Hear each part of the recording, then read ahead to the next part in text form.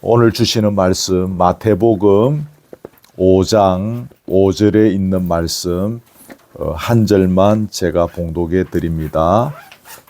마태복음 5장 5절 한 절만 제가 봉독해 드리겠습니다.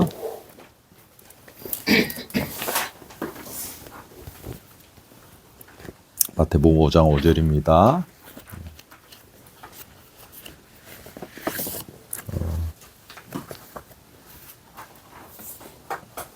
찾은 줄 알고 봉독해 드립니다. 온유한 자는 복이 있나니 그들이 땅을 기업으로 받을 것이며. 아멘. 같이 한번 읽겠습니다. 시작. 온유한 자는 복이 있나니 그들이 땅을 기업으로 받을 것이며. 아멘. 예.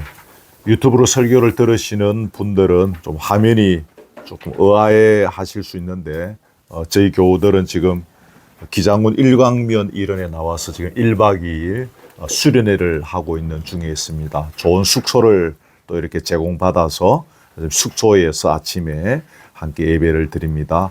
본문의 말씀을 가지고 함께 말씀을 잠시 나누려고 합니다.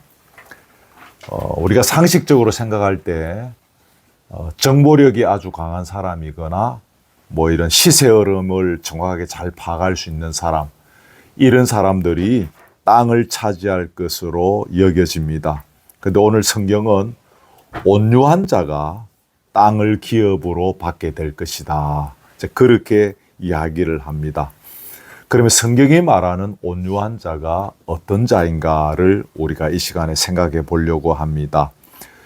타고난 성품이 아주 온순한 사람, 또 대인관계가 아주 부드럽다라고 소문이 난 사람, 공격적이지 않은 성격을 가진 사람, 너무 악착같지 않은 사람을 우리는 온유한 사람이라고 생각하는 경향이 사실 있습니다. 근데 이 말에 어원적 배경을 주목할 필요가 있는데 주부에 제가 적어 놓은 것으로 기억하는데, 이 온유라는 말의 어원이 어디서 나왔는가 하면 그 야생마 아시죠? 들판을 막 지 멋대로 달리는 야생마가 있습니다. 말이 사실은 굉장히 좀 위험할 수도 있습니다. 고모 댁에서 옛날에 말을 키웠는데 그 말 옆에 가지 마라, 가지 마라. 왜 그럽니까? 했더니 자칫하면 말이 화나면 뒷발에 채이면은 엄청나게 다친다 그러더라고요. 그런데 그 야생마니까 얼마나 거친 그런 말들입니까? 그 거친 말들을 이제 이렇게 그 줄로, 밧줄로 막 이렇게 잡아가지고 끌고 와서 이렇게 그 길들이는 거죠. 그래서 온순한 가축이 되도록 길들이는데, 전문가들의 말에 의하면 한 6개월 정도 하면은 야생마를 길들일 수 있다고 합니다. 그래서 주인의 명령에 잘 따르고 순종하는 그런 가축이 되었을 때에 그걸 뭐라고 한가 하면 온유해졌다, 그렇게 표현한다는 것입니다. 그래서 그 주부에도 보시면 제가 이거를 적어 놨을 것인데, 본능적인 행동을 통제할 수 있을 만큼 잘 훈련된 성품을 뭐라고요? 온유한 성품이다 라고 이야기하는 겁니다. 자신의 본능을 잘 다스릴 줄 아는 사람이 온유한 사람이겠죠. 또 어떤 면에서 충동을 억제할 수 있는 사람이 온유한 인격일 것입니다. 자신이 가진 힘을 유익한 목적을 위해서 잘 사용할 수 있는 그런 능력을 가진 성품이 또 온유한 성품이다, 우리가 이렇게 말할 수 있겠습니다. 그런데 여기서 한 가지 중요한 것은 그 인간 스스로의 의지나 결단, 통제 능력으로 길들여지는 것이 아니라 하나님에 의해, 기억하십시오. 하나님에 의해서 길들여지는 것이 여기에서 핵심 사항이 되겠습니다. 훈련된 맹수가 도둑질하거나 사람을 죽이는데 사용된다면 곤란하지 않겠습니까? 그것은 온유라고 할 수가 없는 거죠. 하나님께서 우리의 인품을 통제하셔서 하나님의 뜻에 사용되어지는 도구가 되는 것이 온유한 성품이 되겠습니다. 하나님께서 말씀으로 우리를 온유하게 다듬어 가십니다.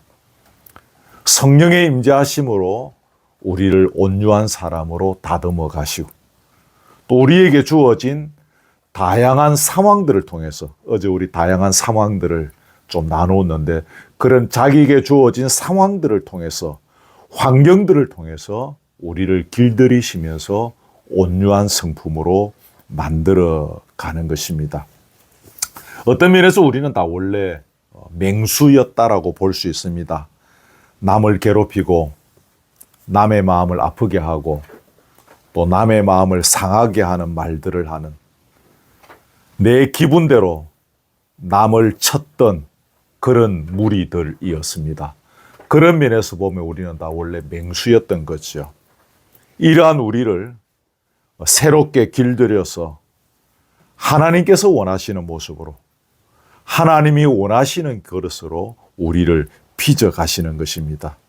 우리의 상처, 우리의 약점, 또 분노, 우리의 결점들, 이런 것들이 치료되어지고 고쳐지면서, 그러면서 그것들을 다스릴 수 있는 능력들을 우리가 갖게 되어지면서 서서히 서서히 온유한 성품을 가진 사람으로 다듬어져 간다라고 볼 수 있습니다. 예를 들어서 거기 제가 모세를 적어놨을 것입니다. 모세는 애굽 궁전에서 애굽의 왕자의 신분으로 40년을 그렇게 살았습니다. 엄청난 부귀영화 좋은 시설 속에서 최고의 학문, 최고의 무술을 배우면서 성경에는 그런 얘기 다 안 나오는데 다른 책들에 보면 애굽의 왕자로서 무술까지 다 터득했다라고 그렇게 기록되어 있습니다. 그러니까 완전히 현대로 치면 영국의 그 황태자 집안들처럼, 영국의 황태자들은 최소한 비행기 정도로 몰 수 있는 실력을 다 갖추게 한다더라고요. 모든 부분에서 탁월한 사람으로 만들어. 모세가 그렇게 40년을 살았습니다. 그러다가 졸지에 미디안 광야에 추락한 것. 애굽에 40년 살 때는 혈기가 왕성한 사람입니다. 좀 오래되었지만 기도를 많이 하시는 어떤 분이 저를 이렇게 나누고 안수기도 하면서 이렇게 보이는 게 있습니까? 제가 물어봤더만 아직 목사님한테 혈기가 좀 있습니다. 좀 오래됐습니다. 지금 아니고 옛날인데 기미했을 때 혈기가 좀 남아 있습니다. 아, 예, 그렇습니까? 그래서 제가 그분을 인정했어요. 저는 알거든, 내 속에 아직 혈기가 있었다는 것.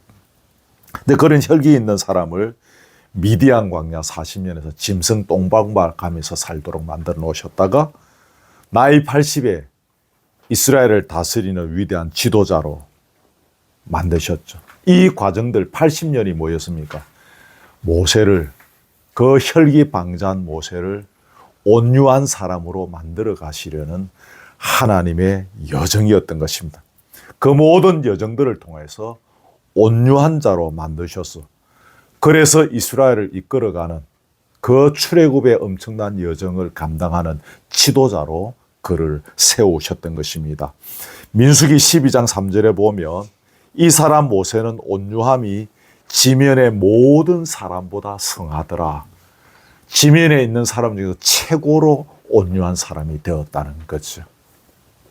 그 80 나이가 될 때까지, 그 120년 살았는데 80년이면 제법 오래 살았던 세월이지 않습니까? 그 세월 동안 그 광야에, 미디안 광야에 짐승 키우는데 거기 처박아 놓으신 거예요. 이유가 뭐였습니까?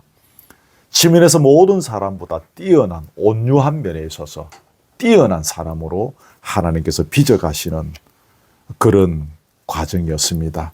혈기를 버리고 온유함을 얻을 때 모세를 보면 우리가 하나님의 일에 쓰임받는 사람이 된다는 것을 알 수 있고, 혈기를 버리고 온유함을 버릴 때 열매 맺는 인생을 살게 된다는 것을 배웁니다. 혈기를 버리고 온유함을 얻을 때에 죽어가는 영혼을 살리는 그런 삶을 살게 되어진다는 것을 보게 되어지죠. 그래서 이 온유함을 얻는 것이 얼마나 중요한 것인가. 온유함을 얻지 못하면 조금 더 강하게 이야기하면 우리는 죽어가는 영혼을 살릴 수 있는 그런 생명을 살리는 열매를 거두기가 어려울 수도 있다는 사실을 우리는 기억해야 합니다. 수련회 와서 무슨 설교할까 굉장히 제가 고민 많이 하면서 오늘 본문을 사실은 정했습니다. 참고하시면 좋겠고요. 야곱 아시죠? 그 형한테 막 그 속여서 그 팥죽 팔아먹고 그래서 장자의 그런 그 복을 막 지가 다 쟁취하고 그러면서 아버지 집에서 떠나서 그 베델의 체험 아시죠? 돌베개 베고 뭐 그런 세월들. 그러면서 바단 아람의 외삼촌 집에 가서 또 그러면서 또 속고 속이고 자고 일어났는데 보니까 어저께 사랑했던 그 여인이 아닌 뭐 그러면서 또 세월 보내면서 또 자기 재산을 축적하고 뭐 그러면서 보냈던 세월들. 그러면서 다시 고향으로 돌아오다가 야복 강가에서 하나님과의 씨름하는 그런 치열한 전투의 세월들 보내면서 막판에는 뭐 됐습니까? 양식이 떨어져 가지고 흉년이 들어서 애굽의 양식을 구걸하러 가는 그 참 비참한 세월이죠.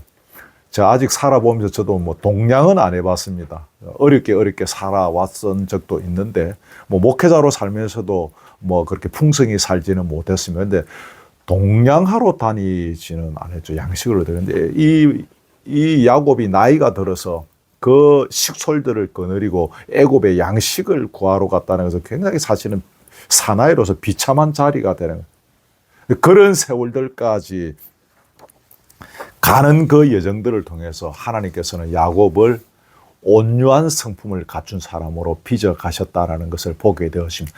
거기 가서 뭐 합니까? 세계 최고의 높은 자리요 모든 것을 다 갖고 있었던 사람이라 할 수 있는 애굽의 바로 왕에게 그가 두 손 들어 하나님의 복을 빌어주는 사람이 되었지 않습니까? 이게 본문에 다 기록하고 있지는 않지만 제가 볼 때는 온유한 성품으로 빚어가시는 하나님의 모습을 막판에 모세의 말년의 그 모습을 통해서 이렇게 보게 되어진 것 같습니다. 요셉을 여러분이 아시죠? 그 참 험난한 나름대로 꽤 험난한 세월을 보냈죠. 제가 요셉에 대한 이야기는 생략합니다. 시간상. 그런 세월들을 보냈는데 그러면서 요셉이 나중에 형들이 왔을 때 형들을 용서합니다. 저를 포함해서 이 중에 사실은 그렇게 할 때 형들을 용서하기가 여러분 쉽겠습니까? 살아보니까 참 쉬운 게 아니에요. 그죠? 목사로 살면서 제가 강단에서는 용서하라고 외치지만 내가 그런 일들을 당할 때 내 형제들을 용서할 수 있을 것인가? 그런 퀘스천 마크가 이렇게 생기겠다 싶을 정도로 그런 세월들을 보내고 그런 용서했습니다. 그 세월들 통해서 하나님은 그 세월들 통해서 생명을 살리는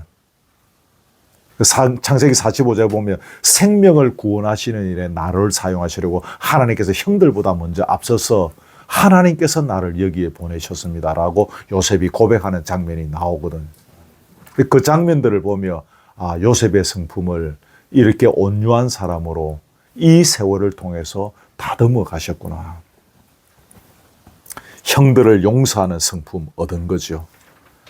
용서하지 않았다라면 그는 12지파의 맥을 이어가지 못했을 것입니다. 그 세월들 통해서 용서의 성품, 온유의 성품을 배운 거죠. 그래서 이스라엘 아브라함부터 시작되어지는 그 12지파의 맥들을 이스라엘 민족의 그 맥들을 이어가는 그런 사람이 되었던 것으로 우리가 볼 수가 있습니다. 오늘 인생의 저와 여러분의 여정들, 이해할 수 없는 저와 여러분의 여정들, 결코 맞닥뜨리고 싶지 않았던 인생의 그런 순간들을 이렇게 넘기면서 또 지금도 넘어가면서 여기까지 온 여정들이 오늘 본문에 의거해서 보면 저와 여러분들을 온유한 성품으로 빚어가시려는 하나님의 계획이다라는 것입니다. 이것을 믿을 수 있기를 바라고 하나님의 목적에 맞게 우리를 빚어 가시는데, 요걸 다른 말로 표현하면 일일이 다 설명할 수는 없고 시간이 길어지니까 제가 좋아하는 구절이 베드로 후서에 보면 신성한 성품이라는 글귀가 나옵니다. 옛날 성경에 보면 신의 성품이라고 되어 있는데 새로 번역 때 성경에는 신성한 성품, 우리를 신성한 성품, 신의 성품, 예수 그리스도를 닮아가는 성품으로 빚어 가시기 위해서 저와 여러분의 인생을 이처럼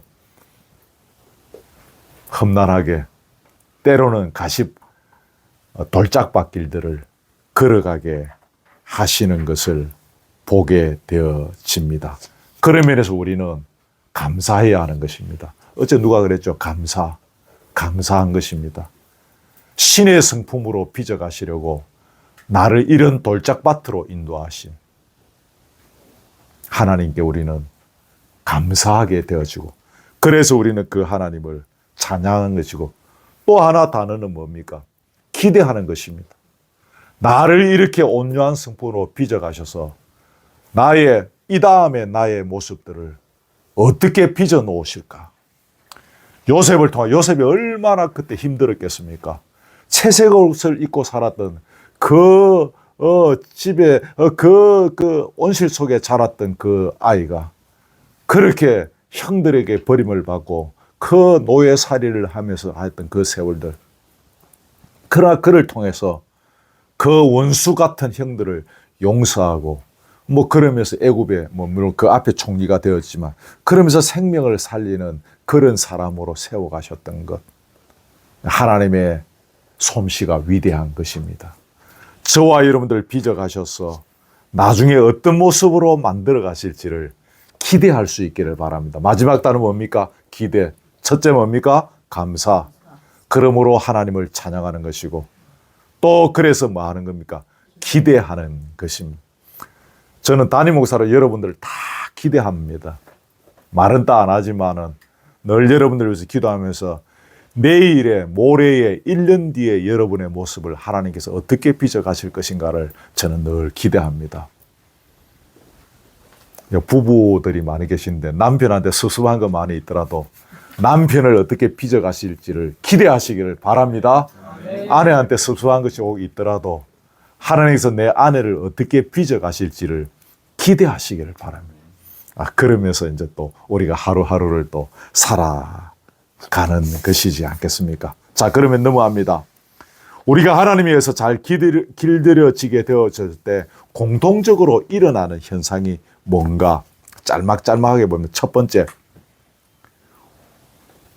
우리의 모든 열정과 힘을 하나님의 나라를 향해 집중하게 되어집니다. 하나님의 나라가 뭡니까?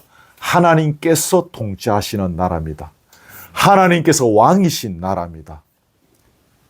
이 나라를 내가 어떻게 세워가고, 또 이 나라를 중요한 거 어떻게 누릴 것인가.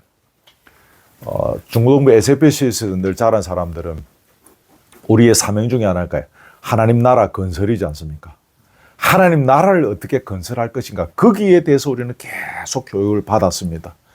목회자로 살아가면서 새롭게 깨닫는 것은 이 하나님 나라를 우리가 어떻게 누릴 것인가. 누리지 못하는데 내가 어떻게 세워갑니까? 그죠? 내가 누릴 수 있어야 내가 그 나라를 세워갈 수가 있는 것이지 않겠습니까? 그래서 하나님의 성품, 하나님에 의해서 잘 길들여지게 되어지면 우리의 열정과 힘을 하나님 나라를 향해서 집중하는데, 특별히 이 하나님 나라를 누리는 것에 대해서, 하나님이 왕이신 이 나라를 내가 어떻게 누리며 살아갈 것인가, 그러면서 이 나라를 어떻게 세워갈 것인가 라는 것입니다. 하나님의 나라의 이것이, 하나님의 꿈이 여기에 다 있습니다. 그렇죠? 이 땅을 향한 하나님의 꿈을 한마디로 요약하면 하나님의 나라입니다. 우리가 하나님의 손에 사로잡히며 길들여지면 당연히 우리는 거기에, 어디에? 하나님의 나라에 집중하게 되어지는 것입니다. 이 나라를 바로 세워가는 것이 죽어가는 영혼을 살리는 거죠. 하나님 나라를 바로 세우지 않고 죽어가는 영혼을 살릴 수가 없는 것입니다. 원고로 많이 적어왔는데 시간 관계상 제가 좀 생략하려고 합니다. 몇몇 우리 주변에 여러 분들을 보면 이렇게 자기의 그 어떤 은사나 직업이나 실력이나 주어진 여건들을 가지고 하나님의 나라를 세워나가는 일에 집중하시는 분들이 의외로 우리의 삶의 주변에 참 많습니다. 저런 고귀한 실력을 가지고 저런 엄청난 능력들을 가지고 가만히 자세히 바라보면 하나님의 나라를 세워가는 일에 집중하시는 분들이 우리 주변에 의외로 참 많은 것을 보게 되어집니다. 그런 분들을 여러분 주변에서 많이 만날 수 있기를 주님의 이름으로 축복합니다. 친구가 많은 것이 복이 아니고 뭐 내 자녀들 결혼식에 사람들이 막 수천 명 모여드는 것이 복이 아니고 내 주변에 이렇게 하나님 나를 향하여 집중하는 그런 온유한 성품을 가진 자들을 친구로 삼는 것이 정말 복인 것입니다. 그런 복들이 여러분에게 많이 있기를 바랍니다. 두 번째는 자기 힘으로 이 세상을 살려고 하지 않는 것입니다. 다시 말해서 하나님의 도우심을 구하는 것입니다. 하나님의 도우심 없이는 아무것도 될 수 없다는 사실을 온유한 성품으로 빚어져 가면서 깨닫게 되어지는 것입니다. 모세도 지 멋대로 할 수 있었습니다. 애국 강전 40년 세월 동안. 미디안 광야에서 40년이 걸렸던 것은 자기 힘으로 할 수 없는 것. 하나님께서 도와주셔야만 가능한 것을 배우는 세월이 40년이 걸렸던 것이죠. 예전에 자기 마음대로 실컷 살아봤으나 그 결과는 아무것도 없다는 것. 허무함과 허탈밖에 없었다는 것. 그래서 나의 인생을 책임지고 내가 살아간다면 또 결과는 그렇게 될 것이다. 그래서 이제는 하나님께서 나의 삶을 운전해 주시기를 바라는 것. 이것이 온유한 성품으로 빚어져 갈 때에 우리가 고백하게 되어지는 믿음의 그런 모습인 것입니다. 로마서 1장에 보면 사도 바울은 자기를 가리켜 예수 그리스도의 종이다 그렇게 이야기합니다. 여기 종이라고 할 때 두 가지 의미를 이야기할 수 있는데 첫째는 시키는 대로 하는 거죠. 시키는 대로 하는 것. 두 번째는 인도함을 받겠다는 것입니다. 예수의 인도함을 받겠다는 것입니다. 내 인생을 전적으로 예수님께 맡기겠다는 것입니다. 이게 어디서 나옵니까? 온유한 성품에서 나오는 거예요. 주께 맡기겠다. 그래서 사도 바울이 로마서 1장에서 나는 예수 그리스도의 종 바울이다.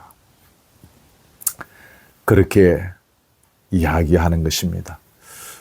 우리 인생의 그런 여정들을 걸어가는 가운데 것이 정말 쉬운 것이 없습니다.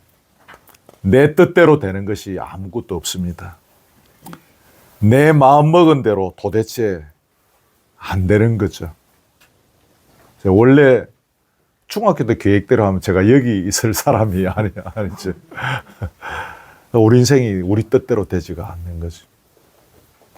진로든 직장이든 뭐 건강이든 자녀 문제든 결혼이든 우리 뜻대로 되어지는 것이 없는 거죠. 우리가 잘해보려고 내 마음대로 해보려고 용을 써보지만 결국은 우리 계획대로 안 되는 거죠. 그래서 우리는 철저히 하나님의 도우심을 구해야 하고 주의 긍휼의 손을 붙잡아야 하고 주님의 구름 기둥과 불 기둥이 인도하는 대로 우리는 따라가야 하는 겁니다. 멈추면 서고 진행하면 또 같이 달려가고. 특별히 한 가지 꼭 말씀드리고 싶은 것은 죄 가운데서 죄의 세력으로부터 승리하는 것이 정말 어렵습니다. 주일날 예배드리면서 찬양하면서 이렇게 막 통성기도 하면서 고백했던 그 자세와 결단으로 우리가 제2의 세력을 이길 수가 없습니다. 그것만 가지고. 그렇게 그때는 될 것 같았는데 쉽지가 않은 거죠. 거짓말을 밥 먹듯이 하는 사람들 사이에서 나의 정직을 지켜가는 것이 쉽지가 않습니다. 음란하고 추악한 사람들 사이에서 자신의 순결을 지켜가는 것도 사실은 쉽지가 않습니다. 우리 힘으로 불가능합니다. 그래서 우리는 주님을 의지해야 되는 것입니다. 예수의 보혈을 의지하고 성령의 도우심을 구해야 하는 것입니다. 내 힘으로 절대 죄의 세력을 이길 수가 없는 사실. 이것을 우리는 꼭 기억해야 하겠습니다. 세 번째로 넘어와서 다른 사람으로부터 억울한 일을 당할 때 인간의 방법으로 다투거나 복수하지 않는 것입니다. 오직 하나님의 개입하심과 갚아주심과 하나님의 위로를 기대하면서 하나님만 바라보게 되는 것입니다. 누가요? 온유한 성품을 갖게 되었습니다. 이 세 번째도 여러분 꼭 기억하십시오. 베드로전서 2장에 보면 욕을 받으시되 대신 욕하지 아니하시고 고난을 받으시되 위협하지 아니하시고 오직 공의로 심판하시는 하나님께 부탁했습니다. 누가? 예수님께서. 베드로전서 2장 23절도 꼭 기억하셨다가 나중에 한번 꼭 찾아가 보시죠. 욕 받으시되 뭐 했다고? 대신 욕하지 아니했다는 것입니다. 고난을 받으시되 위협하지 아니하셨다는 것입니다. 오직 공의로 심판하시는 하나님께 부탁했다. 이게 온유의 성품으로 빚어져 가면 나타나요. 제가 일하는 그 직장에 저번에 한번 이야기했죠. 어느 교회, 우리 고신고단 교회에 잘 다니시는 그런 집사님 한 분이 있는데 어제 알았는데 안수 집사님이시더라고요.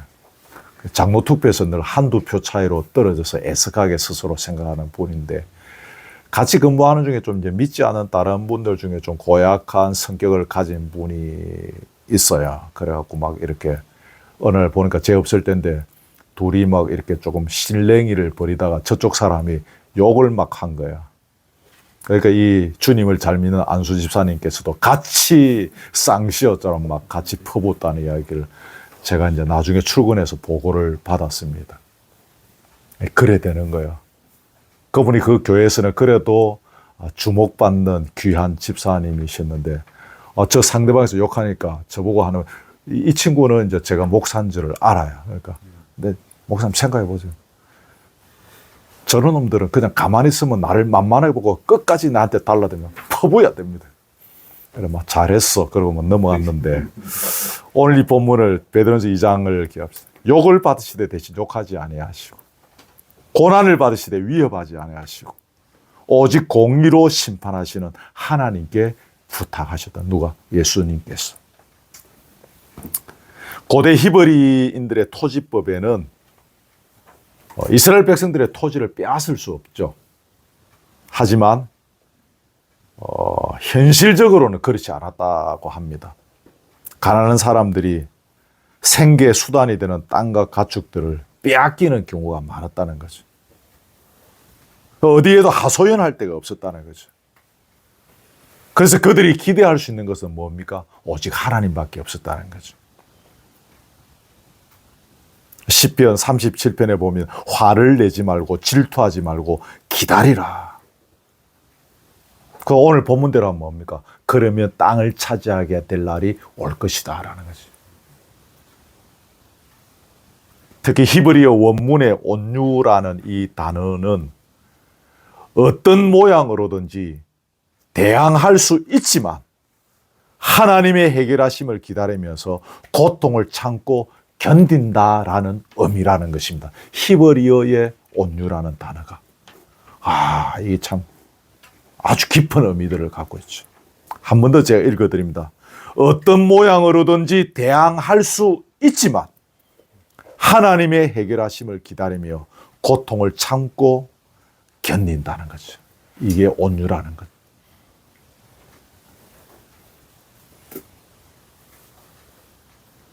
세상을 세상 식대로 살기를 거부하는 것입니다. 세상을 하나님의 법대로 살기로 작정한 사람입니다. 거짓을 거짓으로가 아니라 진리로 이기려는 사람. 악을 악으로 갚지 않고 악을 선으로 극복하려는 사람의 모습인 것입니다. 왜냐하면 하나님께서 반드시 이 세상을 당신의 법대로 바로 잡으실 날이 올 것이기 때문입니다. 그것을 믿기 때문입니다. 다시 말하면 공의로 심판하실 날이 반드시 있음을 믿기 때문입니다. 이것이 믿음 없이는 불가능한 것입니다. 오직 하나님을 의지하는 믿음, 하나님의 갚아주심을 확실히 믿는 믿음, 그 믿음이 있을 때 우리가 악을 악으로 갚지 않고 악을 선으로 이길 수 있는 배짱, 갈로 열고 온유한 성품을 얻게 되어지어 가는 것입니다. 이런 믿음이 없으면 이유 없이 억울함을 당할 때 참지 못하고 어떤 식으로든지 반응하게 되어지는 것입니다. 대로 받고 말로 갚아주든지, 마음으로도 안 되면 원망하든지, 지금은 내가 능력이 안 되지만 내가 반드시 복수의 칼을 갈아서 언제가 반드시 한번 기회가 되어지면 너를 완전히 한번 내가 수채구멍에 한번 밀어 넣어주겠다. 수채구멍 아시죠? 전문 용어입니다. 언젠가 복수의 날을 기다리게 되어질 수도 있겠죠. 참된 온유라는 것은 이러한 복수의 마음을 완전히 버리는 것입니다. 이것이 우리의 자연적 성품으로는 불가능합니다. 하나님의 갚아주심을 믿는 믿음으로 가능한 것이죠. 이것도 세월이 걸려가는 것이죠. 아까 하나님 나라 이야기했는데 하나님의 주권을 기다리는 사람들, 하나님께서 주권을 가지시고 통치하시고 공의로 심판하실 날이 있을 것임을 믿고 기다리는 사람들입니다. 이것이 하나님의 백성으로서의 거룩한 모습, 거룩한 태도일 것입니다. 복수라는 말이 나왔는데 우리가 복수할 수 없는 또 하나의 이유가 있습니다. 그것은 내가 하나님 앞에서 잘못한 것이 너무 많기 때문입니다. 만일 나의 허물을 하나님께서 그런 식으로 따지시고 달라 드신다면 나는 골백 번 죽어도 마땅한 하나님 앞에서 복수당해야 되는 존재이기 때문에 우리는 다른 사람을 향하여 복수할 수가 없는 것입니다. 또 하나 복수할 수 없는 이유는 내가 그 사람을 판단하는 것은 내가 하나님의 자리에 앉는 것이기 때문입니다. 복수는 누가 합니까? 성경적으로 하나님만 하실 수 있는 것입니다. 심판은 하나님께 속한 것입니다. 심판주 하나님의 권세를 침탈하는 것이 곧 죄인 것입니다. 그 사람에 대한 판단은 그래서 우리가 하나님께 맡기는 것입니다. 이것도 세월이 흘러가면서 우리가 산전수전을 겪어가면서 아까 상황을 이야기했는데 하나님께 주시는 상황들을 통해서 우리는 빚어져 가면서 온유한 사람으로 조금씩 성화되어져 가면서 복수의 마음도 내려놓게 되어지는 것 같습니다. 주께 맡기면 주께서 다 해결해 주셔요. 주께서. 그 다음 넘어갑니다. 권세나 힘이 주어졌을 때 그것으로 오만해진다거나 자기 중심적이 된다거나 남을 누르지 않는 것입니다. 누가? 온유한 성품을 갖게 되어집니다. 왕이지만 권력을 종이 되어서 섬기는 것입니다. 우리 예수님이 섬기기 위해서 오신 거죠. 그 마가복음 10장 45절 여러분 잘 아시는 유명한 구절인데 인자에 온 것은 섬김을 받으려 함이 아니요 도리어 섬기려 하고 자기 목숨을 많은 사람의 대속물로 주려 함이라. 섬기기 위해서 오신 만왕의 왕 예수님. 아까 신의 성품 이야기했는데 그것이 누구의 성품이에요? 예수 그리스도의 성품. 예수 그리스도의 성품이 무엇입니까? 온 세상을 다스리시는 권력을 갖고 계시지만 그 권력으로 사람들을 억압하지 아니하시고 누르지 아니하시고 섬기기 위해서 오시고 섬기셨다는 것입니다. 강하지만 약한 자들을 위해서 그 짐을 대신 지고 가는 것이 섬기는 것입니다. 예수님께서 나는 마음이 온유하고 겸손하니 나의 멍에를 메고 내게 배우라. 그리하면 너희 마음이 쉼을 얻으리라 그랬습니다. 근데 이 구절 여러분 잘 아시는데 이 구절 바로 앞에 보면 내 아버지께서 모든 것을 내게 주셨다. 그런 구절이 바로 그 앞에 있습니다. 하늘과 땅의 모든 것을 다 갖고 계십니다. 우리 예수님이. 그렇지만 약한 자를 섬기셨다는 거지. 여러분들 혹 어떤 것들을 남들보다 많이 갖고 계십니까? 높은 자리에 있습니까? 혹은 남들이 갖고 있지 않은 어떤 탁월한 능력들을 갖고 있습니까? 그것으로 혹이라도 교만하지 마시고 오만하지 마시고 자랑하지 마시고 종이 되어서 약한 자를 섬기는 자리에 설 수 있기를 바랍니다. 그렇게 훈련되어져 가는 것이 뭡니까? 온유한 성품으로 빚어져 가는 거예요. 그런 사람으로 만들어 가시기 위해서 우리를 산전수전 공중전 겪게 하면서 우리를 빚어 가시는 거예요. 오늘 이와 같은 말씀을 들으면서 또 우리 스스로를 돌아보고 우리 자신을 주님 앞에서 이렇게 스스로 엉덩이를 채찍질하면서 우리 자신을 또한 지켜나가는 기회가 되는 것입니다. 다음으로 넘어갑니다. 온유한 성품이 되어지면 언어가 부드럽게 되어집니다. 하나님께 길들여진 말을 하게 되어집니다. 사도행전 2장에 거기 이제 막 사람들이 방언하고 막 성령에 충만해서 하는 모습들 거기 등장하지 않습니까? 성령의 그 임함으로 인해서 혀들이 하나님에 의해서 사로잡히는, 자기들이 하고 싶은 말을 하는 것이 아니라 하나님의 말을 하게 되어지는 것입니다. 찬미의 말을 하고 감사의 말을 하고 믿음의 말을 하고 덕이 되는 말을 하고 죽어가는 영혼을 살리는 말을 하게 되어지는 것입니다. 좀 반대로 이야기하면 불평의 말을 하지 않는 것입니다. 불신의 말도 하지 않는 것입니다. 더러운 말, 덕스럽지 못한 말을 하지 않는 것입니다. 다른 사람을 살리는 말을 하게 되어지는 것이죠. 전에 한번 이야기했던 건데, 태어날 때부터 같은 그 학구방 동네에서 옆집이라고 하기는 그 옆방, 소리 다 들리는 옆방, 거기서 태어나서 같이 자랐던 제 동갑자리 친구가 있는데 아주 욕쟁이입니다. 유명한 욕쟁이. 싸움도 잘하고 그런 친구였는데 고3 때 이제 자기 학교 선배, 그 대동고등학교 다녔는데 대동고등학교 3학년 선배에게 전도를 받아서 교회를 다니셨는데 우리 그 교회 앞에 있는 효성교회라는 데 다니셔요. 근데 그 선배라는 형도 제가 이제 따로 개인적으로 제가 잘 아는 형인데, 근데 이 친구가 1년쯤 교회 다녔는데 어느 날 저한테 찾아서 성재야, 내 입에서 욕이 쑥 들어갔다. 내가 그렇게 욕 잘하는데 오늘 보니까 내 입에서 욕이 사라졌다는 거죠. 그냥 이제 제가 생각이 나서 드리는 이야기입니다. 우리가 온유한 성품으로 갖추어져 가면 이런 욕뿐이 아니라 우리의 언어들이 부드러워지는, 다시 말하면 사람을 살리는 언어들로 바뀌게 되어지는 역사들도 경험하게 되어집니다. 그러면 넘어가서 어떻게 온유해질 수 있는가? 첫째는 뭡니까? 온유는 하나님께서 주시는 선물입니다. 다시 말하면 우리가 예수님을 인격적으로 만난 후에 생기게 되어지는 변화된 나의 성품이 뭡니까?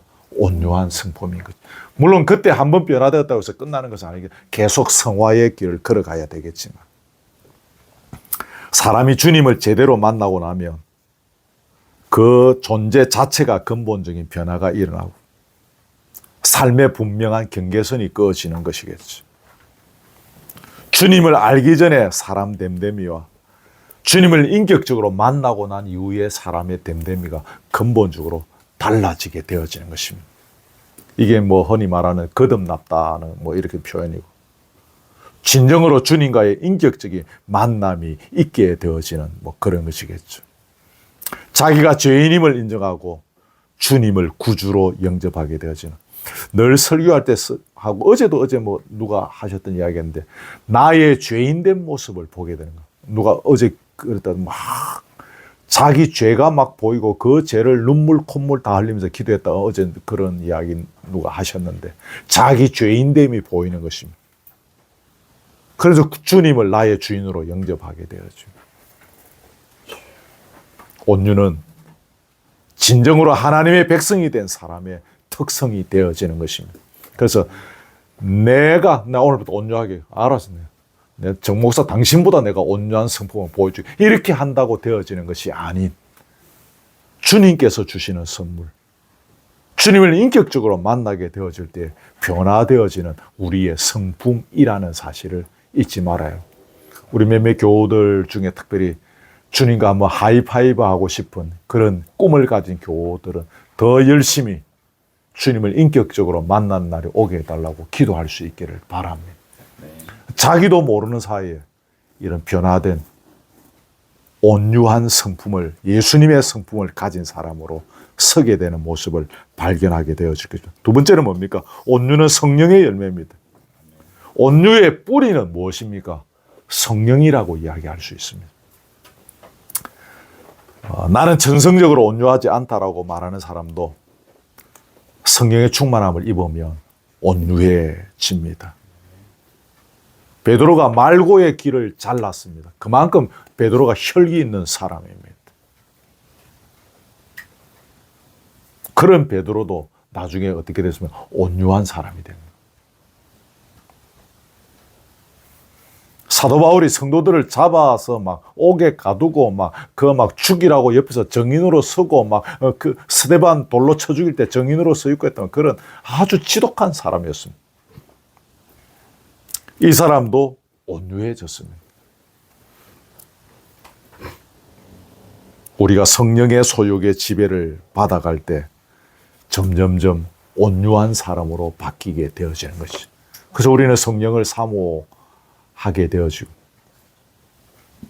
성령은 더러운 것에 거하지 아니하시니 우리의 몸과 영혼을 더욱더 깨끗하게 잘 준비해 가고 깨끗하신 거룩하신 성령님을 맞이할 준비들을 해 나갈 때 성령은 늘 우리 속에 충분히 거하시는 것입니다. 그러면서 우리는 온유한 사람으로 빚어져 가는 것입니다. 세 번째는 뭐죠? 예수님을 바라보면 온유를 배울 수 있다는 거죠. 기억하십시오. 나는 마음이 온유하고 겸손하니 나의 멍에를 메고 내게 배우라 그랬습니다. 온유는 예수님을 앙망하는 데서 나오는 것입니다. 나는 마음이 온유하고 겸손하니 내게 배우라는 거죠. 예수님을 앙망하는 것입니다. 바라보면 닮게 되어집니다, 여러분. 어떤 화가가 10년 동안 깨구리만 그렸다고 합니다. 근데 그 화가의 얼굴이 사람들이 보니까 깨구리처럼 닮아가더라는 거죠. 바라보면 닮아가게 되어지는 거죠. 예수님을 바라보며 우리가 예수님을 닮아가는 것이죠. 내 교우들 중에 참 닮고 싶은 우리 교우들을 계속 바라보고 있으면 나도 그분을 닮아가는 것입니다. 어제 이래저래 나왔던 이야기들 중에서도 우리 교우들 옆에 있는 사람들을 통해서 도전도 받고 위로도 받고 은혜가 된다는 이야기들을 전에도 뭐 이렇게 쭉 하셨고 어제도 그런 이야기들 나오고 했는데 바라보고 있으면 그분의 귀한 모습을 바라보고 있으면 나도 닮아가는 것입니다. 그분의 귀한 모습만 닮아가게 되어지는 것이죠. 예수님을 바라보시기 바랍니다. 십자가의 예수님을 바라보고 있노라면 기억하십시오. 십자가의 예수님. 십자가의 예수님을 바라보고 있으면 내 속에 있는 미움, 아까 복수 이야기했죠. 원망,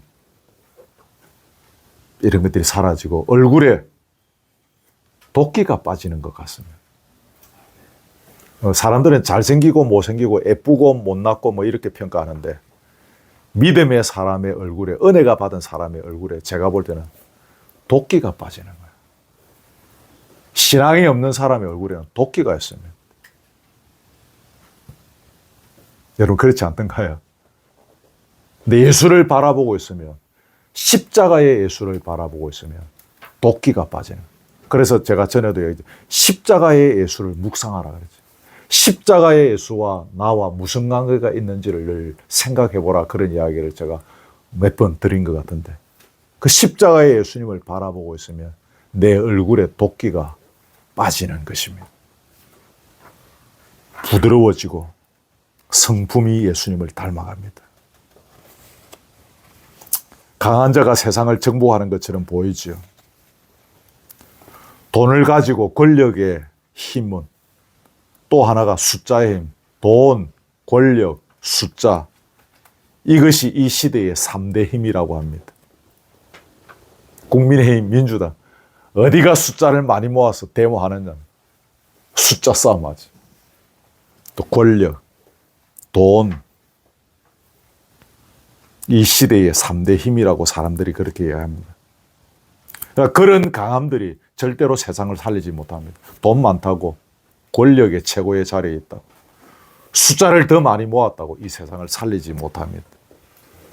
답은 온유함이 세상을 살리는 역사가 일어나게 하는 것입니다.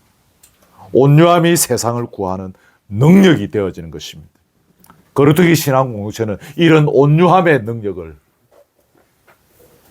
배양해가는, 키워나가는, 그래서 건강한 공동체가, 그래서 세상을 살리는 능력을 가진 교회로 서가는 것입니다. 이것을 잊지 마시고, 이 먼데 수련회 와서 담임 목사로서 하고 싶었던 설교를 제가 하려고 하나님의 말씀을 빙자해서 지금 이야기하고 있는 것입니다. 빙자라는 표현이 죄송하지만 그렇습니다. 거르투기 교회가 무엇을 지향하면서 걸어가야 하는가. 온유한 자의 복을 보고 이제 마치겠습니다. 땅을 기업으로 받는다 그랬죠. 아까 본문에 땅을 기업으로. 이 땅은 하나님의 나라 천국입니다. 근데 천국은 또 두 가지로 나누죠. 우리가 나중에 궁극적으로 들어갈 천국이 있고, 또 하나는 뭡니까? 현세 지금 우리가 누릴 수 있는 천국입니다. 이미 이 땅에 하나님 나라가 임했지요. 우리는 하나님의 후사, 하나님의 자녀가 되어서 하나님의 통치와 보호를 이미 받고 있습니다. 이 세상에 있는 모든 땅의 주인은 하나님이시죠. 근데 하나님께서 우리들에게 땅을 기업으로 주셨다는 것은 하나님께서 우리와 함께 하시겠다는 것입니다. 아멘. 잘 기억하십시오. 땅에 사는 우리의 삶의 원동력은 이 모든 땅의 주인이신 하나님께 있습니다. 그 하나님이 우리와 함께 하시는 것이 뭡니까? 땅을 기업으로 주신다. 그 말입니다. 이해가 되시죠? 하나님이 우리의 삶의 주인 되시는 축복이 땅을 기업으로 받는 것입니다. 돌아가면 누가? 온유한 자가. 하나님께서 우리의 주인이 되어주신, 더욱 하나님의 나라를 충만하게 누리는 복을 우리에게 주신다. 그 말입니다. 아멘이죠. 온유한 자가 누리는 복 중에 많은 성경학자들이 공통적으로 하는 이야기 중에 하나가 두 번째, 사람을 얻는다라고 이야기하는 것을 제가 소개해 드립니다. 온유한 사람 곁에 많은 사람이 몰려옵니다. 내가 전통이라는 우리나라의 그런 대통령으로 있었던 사람, 그 사람은 돈을 많이 뿌려줘요. 그 당시에, 그 옛날에 사령관들이나 누구 오면 금고에서 100만 원씩 줬다고 합니다. 10만 원 들어있겠지 싶어서 나올 때 차 안에서 딱 꺼내보면 100만 원 들었다. 그때 여러분 기억, 100만 원 굉장히 큰 돈이었습니다. 그래서 그 사람은 사람을 모았던 것 같지만 결국 그렇다고 해서 사람을 모으는 것은 아닙니다. 온유한 사람 곁에 사람이 모이는 것입니다. 의도적으로 내 곁에 사람을 억지로 두려고 애쓰지 마십시오. 우리 교우들 그러지 않으시지만 제가 어느 다른 교회에 있을 때는 자꾸 사람을 자기 옆에 모으려고 합니다. 어느 모 성도 집에 주일날 사람들이 그 사람은 제가 볼 때 온유하신 분이에요. 그러니까 그 집에 가게 되는 거예요. 온갖 가문이슬로 사람들을 꼬셔서 어느 날 보니까 저 집에 사람들이 모여있게 만드는 거예요. 제가 그런 꼴들도 봤습니다. 그렇다고 그 집에 영원히 사람이 모입니까? 또 그것도 아니거든. 내가 온유하면 사람이 자동으로 붙습니다. 교회가 강팍하다, 세상이 강팍하다, 이 교회에 와 이래 정이 없노, 그렇게 이야기하는 사람, 자기 옆에 사람이 없기 때문에, 다시 말하면 거꾸로 말하면 온유하지 못하기 때문에 그렇습니다. 내가 온유한 성품, 아까 말씀드린 성령적인 온유한 성품으로 다듬어져 가면 자동으로 내 주변에 귀한 사람들이 붙게 되어지는 것입니다. 이걸 잊지 마십시오. 더불어서 공동체 안에서 아름다운 위치를 차지합니다.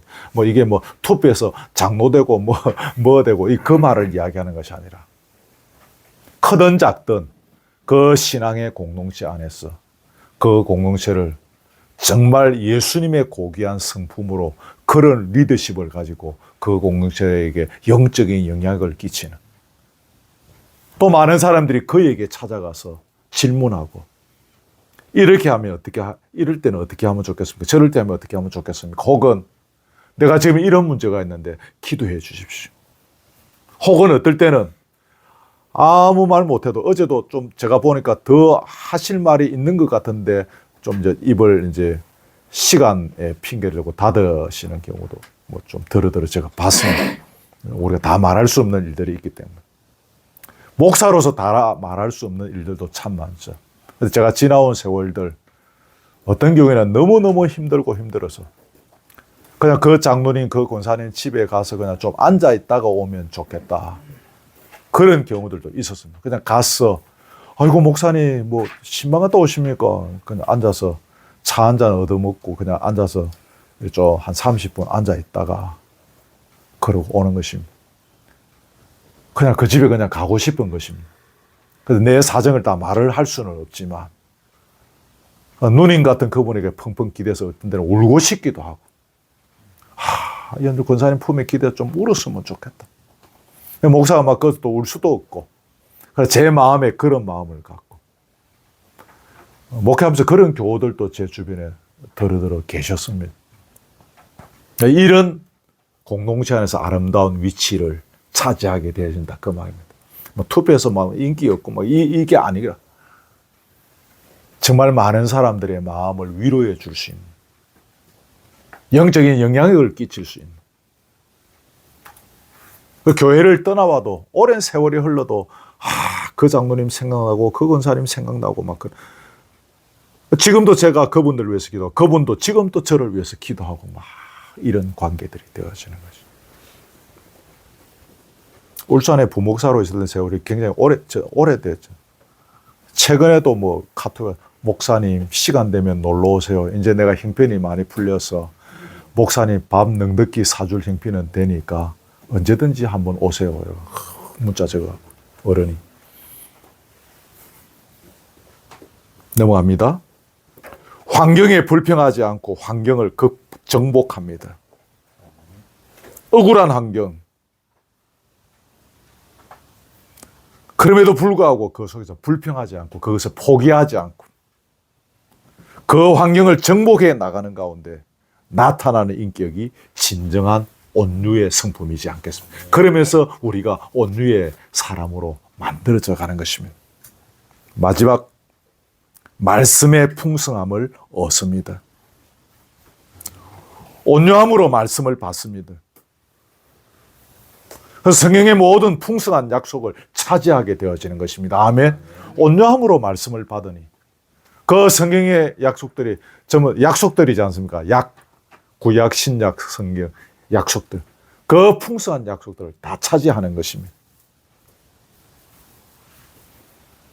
말씀의 풍성함을 얻지 못하면, 온유하지 못하면 지난번에 나왔던 가시밭, 돌짝밭, 길가밭과 같아서 말씀의 풍성함을 누릴 수가 없습니다.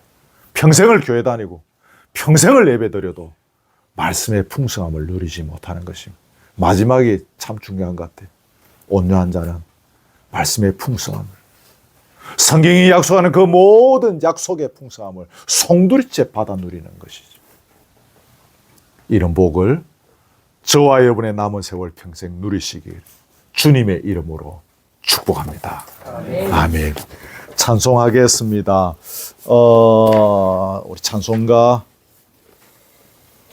455장 주님의 마음을 본받는 자. 장로님 반주 되겠습니까? 기타로.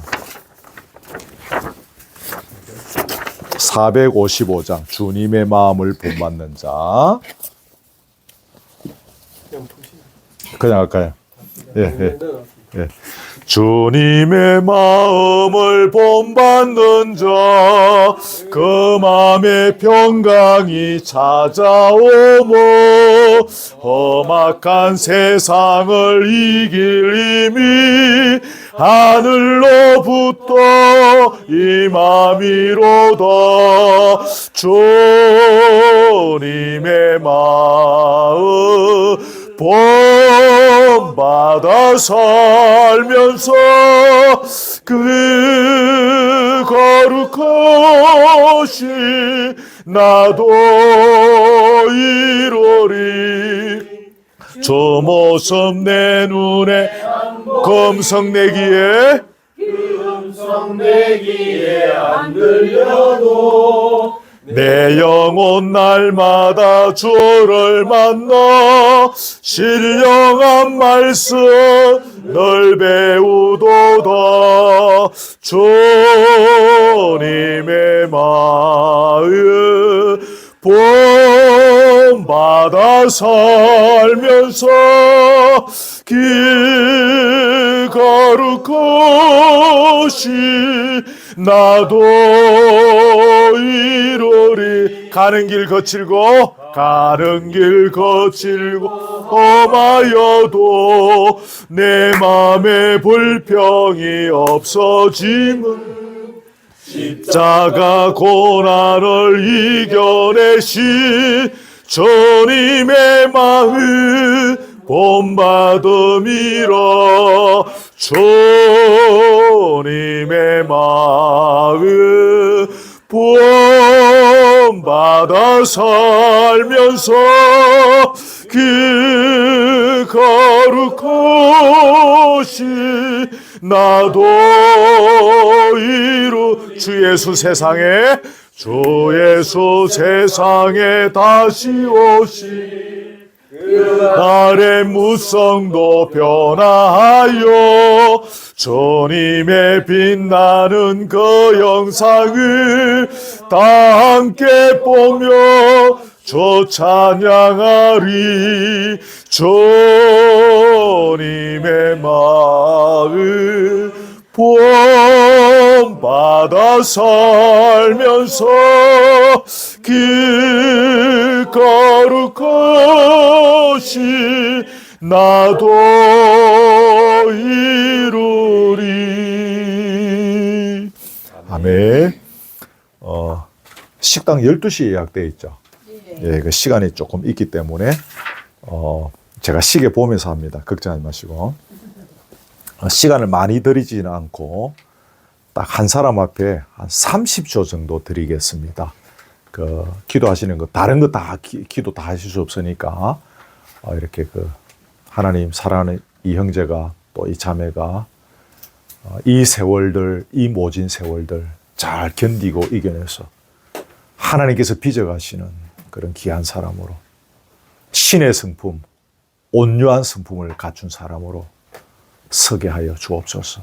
그날들을 바라보며 믿음으로 걸어가게 하옵소서. 이런 줄거리 가지고 한 30초 정도씩 하면 되겠죠. 그래, 다 하기가 좀 그러니까 자매님들끼리 돌아가면서 다 하십시오. 한 명도 빠지지 말고 돌아가면서 하시고, 우리 형제님들은 형제님들끼리 죄송하지만 돌아가면서 손 한번 잡아주시고 또 한번 안아주셔도 되겠고, 안고 기도하셔도 상관없습니다. 아시겠습니까? 아시겠죠? 네. 서로요? 예, 같이 기도하면 됩니다. 같이. 동성으로? 아니. 1대1로. 예. 이해되시죠? 예. 네. 제가 찬양하겠습니다. 한번 돌아가면서. 시작. 주님의, 아니. 내가 혼자 찬양할 때는 하시라고. 네. 30초 시간. 예. 주님의 마음을 본받는 자 그 맘에 평강이 찾아오며 험악한 세상을 이길 힘이 하늘로부터 예 맘이로다. 주님의 마음 본받아 살면서 길 거룩하시 나도 이루리. 주 모습 내 눈에 안 보이며 금성 내 귀에 안 들려도 내 영혼 날마다 주를 만나 신령한 말씀 늘 배우도다. 주 내 마음 본받아 살면서 길 거룩하시 나도 이루리. 가는 길 거칠고 험하여도 내 맘에 불평이 없어지모 십자가 고난을 이겨내시 주님의 마음 본받음이라. 주님의 마음 본받아 살면서 길 거룩하시 또 이루리. 주 예수 세상에 다시 오시 그날의 무성도 변화하여 주님의 빛나는 그 영상을 다 함께 보며 주 찬양하리. 주님의 마음 본받아 살면서 그 거룩하시 나도 이루리. 주님의 마음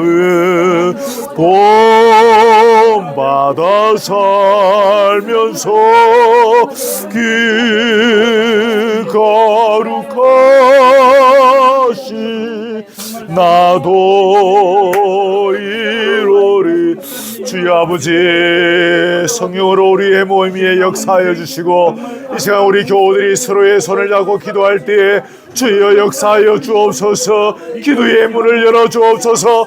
예수님의 사랑을 경험하게 하여 주옵소서. 이 시간 기도하는 가운데 치료가 있게 하시고 눈물의 닦임을 얻게 하시며 회복이 있게 하시고 감사가 있게 하시고 기쁨이 넘치게 하시고 서로를 바라보는 기대와 설렘이 넘치는 자리가 될 수 있도록 인도하여 주시기를 간절히 원하옵니다. 이 시간 함께 서로를 위하여 기도하는 이 기도의 제목들이 푸른 장래간에 낱낱이 이루어지며 열매 맺는 것을 서로가 바라보며 감격하며 기뻐하며 주님의 살아계심을 온몸으로 감사하며 찬양하는 시간들이 올 수 있기를 주여 간절히 소원드리옵나이다. 주여 감사합니다. 남은 일정들 주장하여 주시고 주의 은혜의 장중에 굳게 붙잡아 주시옵소서. 감사드립니다. 하나님 정말 그 마음에 하나님께서 역사하셨던 그 순간순간들을 다시금 또 교제를 통해서 떠올리게 하시고 다 했습니까? 찬양 속에서 말씀 빠진 사람 다 했습니까? 만나는 나오 기도합시다.